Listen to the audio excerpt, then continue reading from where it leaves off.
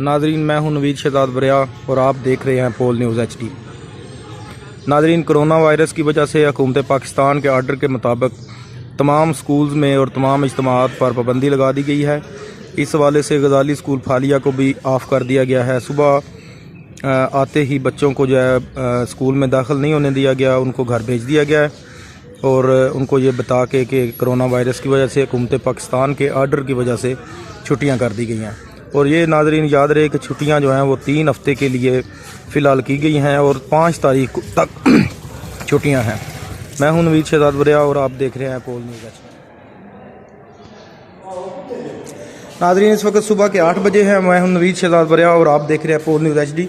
इस वक्त मैं गजाली स्कूल फालिया में मौजूद हूँ और ये स्कूल लगने का टाइम था, लेकिन इस वक्त स्कूल में कोई तालिब इल्म मौजूद नहीं है। वजह यह है कि कोरोना वायरस की वजह से छुट्टियाँ कर दी गई हैं।